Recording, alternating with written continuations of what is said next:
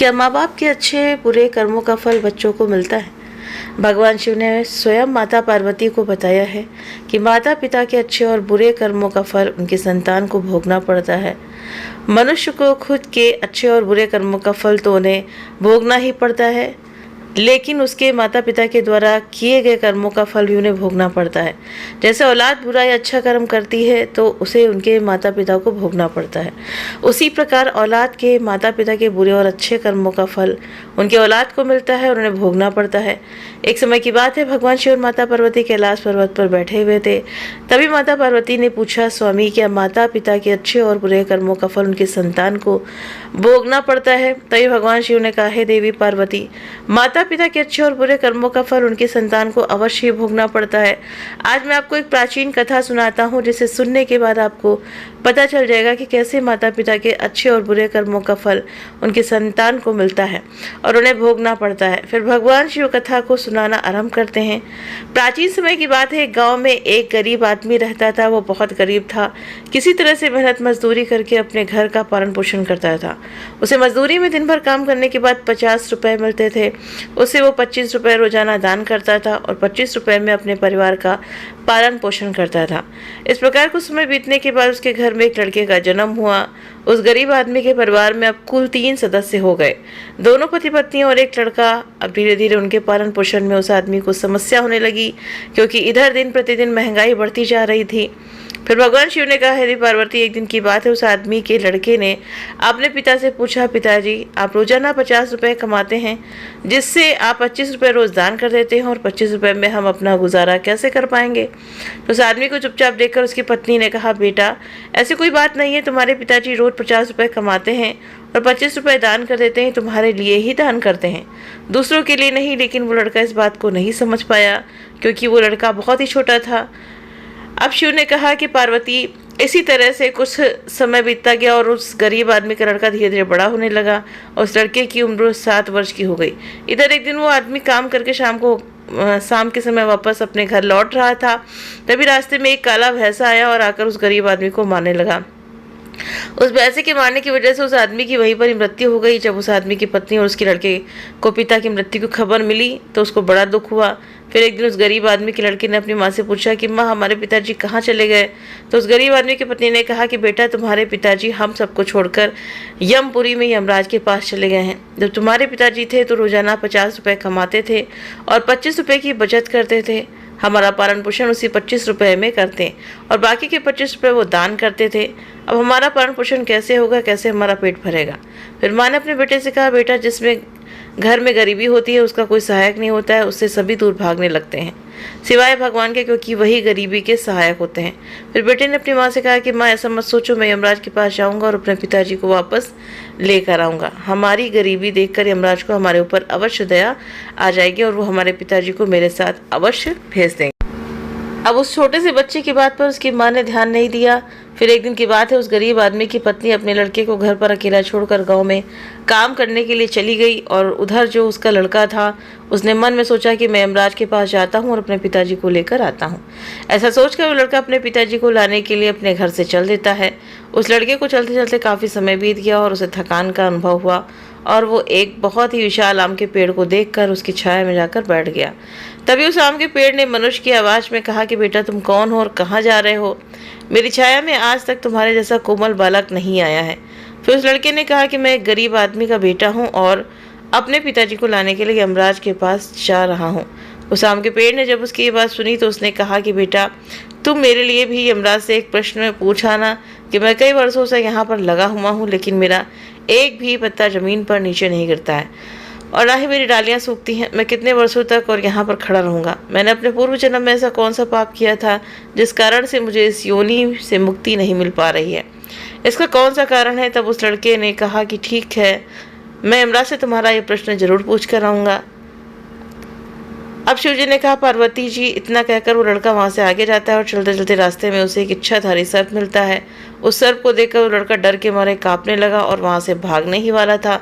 तभी वो सर्प मनुष्य की आवाज़ में बोलने लगा, बेटा, तुम मुझसे डरो मत, मुझे इतना बताओ कि तुम कौन हो और कहाँ जा रहे हो?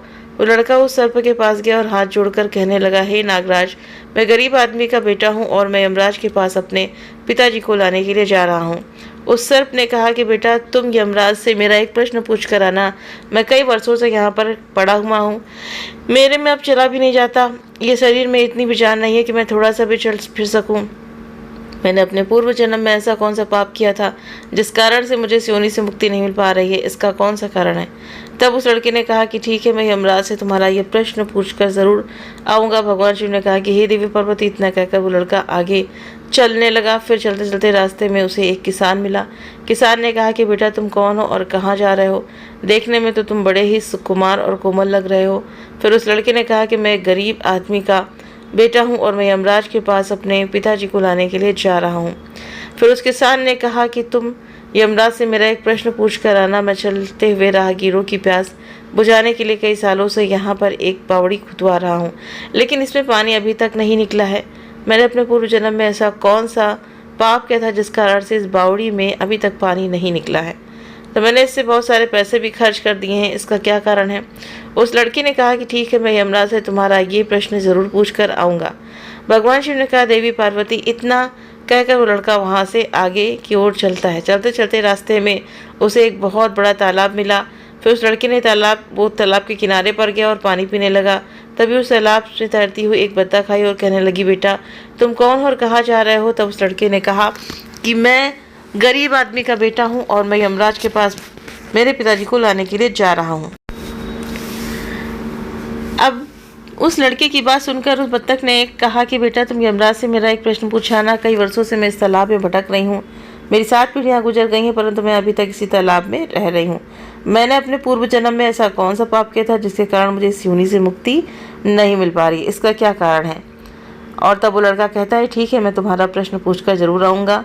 अब वो लड़का आगे की तरफ बढ़ने लगता है और फिर तालाब के वो दूसरे किनारे पर पहुंच जाता है।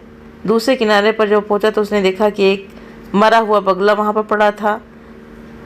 वो लड़का उस मरे हुए बगले को लांघ कर जाने लगा तो वो मरा हुआ बगला कहता है, बेटा, तुम कौन हो, कहाँ जा रहे हो? अब वो लड़का कहता है कहता है कि मैं यमराज के पास अपने पिताजी को लाने जा रहा हूँ। अब उस बगले ने कहा, तुम यमराज से मेरा भी एक प्रश्न पूछाना कि मेरा शरीर कई वर्षों से तालाब के किनारे पर पड़ा हुआ है। कभी पानी की लहर आती है तो मेरा शरीर तालाब के अंदर चला जाता है और पानी की लहर से वापस नदी के बाहर निकलकर किनारे पर आ जाता है। ना तो मेरा शरीर गलता है और ना ही सड़ता है। इतने सालों से जैसे का तैसा ही है। और मैंने अपने पूर्व जन्म में ऐसा कौन सा पाप किया था जिसके कारण मुझे इस शरीर से मुक्ति नहीं मिल पा रही है, और इसका क्या कारण है? अब वो लड़का कहता है, ठीक है, मैं तुम्हारा भी प्रश्न पूछाऊँगा। अब इतना कहकर वो लड़का वहाँ से चलने लगा और वहाँ से चलते चलते यमपुरी में पहुँच गया और वहाँ पहुँचकर यमराज को प्रणाम किया और हाथ जोड़कर कहने लगा, हे यमराज, मेरे पिताजी कहाँ पर हैं? जब मेरे पिताजी घर पर थे तो वो रोज़ाना 50 रुपये कमाते थे, जिसमें से 25 रुपये तो दान कर देते थे और 25 रुपये से हम लोगों का पालन पोषण करते थे। लेकिन अब मेरे पिताजी घर पर नहीं है तो मैं और मेरी माँ भूखे मर रहे हैं। आप उन्हें जल्दी से मेरे साथ घर भेज दीजिए। अब भगवान शिव कहते हैं कि फिर यमराज ने उस लड़के की बात सुनकर कहा, ठीक है, मैं तुम्हारे पिताजी को घर पर भेज दूंगा, पहले तुम यहाँ पर बैठो। यमराज ने उस लड़के को अपने पास बिठाया और उसको भोजन कराया और भोजन कराने के बाद पूछा कि और तुम्हें क्या चाहिए? फिर उस लड़के ने रास्ते में जो भी मिले थे उनके जो प्रश्न थे वो यमराज से पूछे। यमराज ने उन सभी प्रश्नों का उत्तर दिया। कहा कि बेटा, तुम जाते समय उन सबको उसके उत्तर बताते जाना। फिर यमराज ने कहा कि बेटा, तुम अपने घर पर जाओ, तुम्हारी माँ तुम्हारा इंतजार कर रही है, तुम्हारे पिताजी तुम्हारे घर पर पहुँच जाएंगे। फिर वो लड़का यमराज को प्रणाम करके वहां से वापस अपने घर के लिए चलने लगा। चलते चलते रास्ते में सबसे पहले उसे वही मरा हुआ बगला मिला जो तालाब के किनारे पर पड़ा हुआ था। उस लड़के को देखकर वो मरा हुआ बगला कहने लगा कि बेटा, क्या तुमने मेरा प्रश्न पूछा? तब उस लड़के ने कहा, हाँ, मैंने प्रश्न पूछा। यमराज ने कहा कि तुम पहले बहुत बड़े विद्वान थे, परंतु तुमने किसी को भी अपना ज्ञान नहीं बताया। अब मर गए तो वो ज्ञान तुम्हारे अंदर ही अंदर खोल रहा है। जब तक तुम अपना ज्ञान किसी को नहीं बांटोगे तब तक तुम्हारी आत्मा को शांति नहीं मिलेगी। अब भगवान शिव ने कहा, देवी पार्वती। फिर उस मरे हुए बगले ने कहा कि बेटा, वैसी हालत में मेरे पास ज्ञान लेने के लिए कौन आएगा? तुम ही मेरा ज्ञान ले लो। फिर उस बगले ने उस लड़के को जितना भी उसके पास ज्ञान था वो सारा ज्ञान उस लड़के को दे दिया और ज्ञान देने के बाद तुरंत ही उसकी आत्मा को मोक्ष की प्राप्ति हो गई। अब वो लड़का आगे बढ़ता है तो बत्तख मिलती है। अब बत्तख पूछती है कि आपने क्या मेरा प्रश्न पूछा? तो लड़के ने कहा हाँ। उन्होंने कहा कि तुम्हारे अंदर अमृत है, जब तक तुम इस अमृत को किसी को नहीं दोगी तब तक तुम ऐसे ही व्याकुल रहोगी। फिर बत्तख ने कहा कि बेटा अब कौन मिलेगा मुझे, तुम ही मेरा अमृत ले लो। फिर बत्तख ने अपना अमृत उस लड़के को दे दिया और अमृत देते ही उस बत्तख की आत्मा को मोक्ष की प्राप्ति हो गई। इसी तरह से जब वो लड़का आगे बढ़ता है, फिर उसे वही किसान मिला जो राहगीरों के लिए बावड़ी खुदवा रहा था। तो उस किसान ने जैसे लड़के को देखा तो कहने लगा, बेटा मेरा प्रश्न पूछा आपने? तो उस लड़के ने कहा हाँ, यमराज ने कहा कि आपके घर में एक जवान कन्या कुमारी बैठी हुई है, जब तक आप उस लड़की का विवाह नहीं करोगे और कन्यादान नहीं करोगे तब तक इस बावड़ी में पानी नहीं निकलेगा। पहले जो तुम्हारा कर्म है उसे पूरा करो, जो ईश्वर ने तुमको दायित्व सौंपा है उस पर ध्यान दो। पहले आप कन्यादान करो, उसके बाद इस बावड़ी को खुदवाना। फिर उस किसान ने कहा कि मैं अपनी लड़की के लिए लड़का कहाँ ढूंढने जाऊँगा, तुम मुझे बहुत सीधे अच्छे स्वभाव के दिख रहे हो और सुंदर भी हो, तो इसीलिए बेटा तुम ही मेरी लड़की से विवाह कर लो। और फिर उस किसान ने अपनी लड़की का विवाह उस लड़के के साथ कर दिया। फिर किसान ने अपनी लड़की को बहुत सारा धन देकर विदा कर दिया। अब वो लड़का जब आगे चलता है तो उसको वही इच्छाधारी सर्प मिलता है। अब सर्प भी पूछता है कि तुमने क्या मेरा प्रश्न पूछा?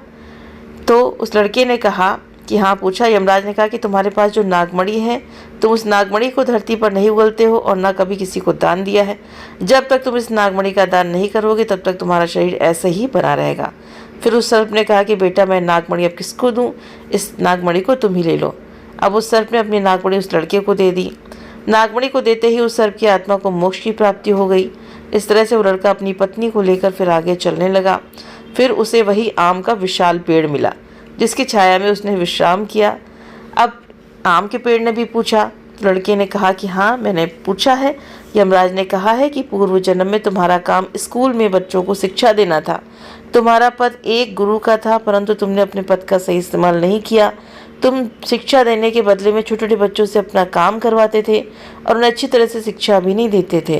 तुम पूर्व जन्म में बहुत बड़े विद्वान थे, परंतु तुमने उन बच्चों को शिक्षा नहीं दी। उन्हीं बच्चों के श्राप के कारण तुम हिल डुल नहीं सकते।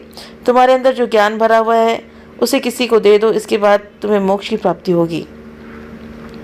अब उस लड़के की बात को सुनकर आम के पेड़ ने कहा कि मैं ज्ञान किसे दूं, तुम ही ले लो। तो उस लड़के को अपना जितना भी ज्ञान उसके पास था वो दे दिया और जैसे ही आम के पेड़ ने उस लड़के को अपना ज्ञान दिया तो उसकी भी आत्मा को शांति मिल गई और वो उस पेड़ की योनि से मुक्त हो गया।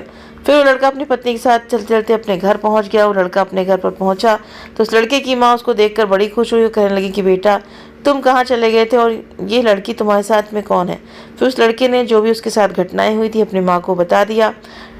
अब भगवान शिव कहते हैं, पार्वती उस लड़के को अब ज्ञान हो चुका था कि उसके पिताजी वापस नहीं आ सकते हैं।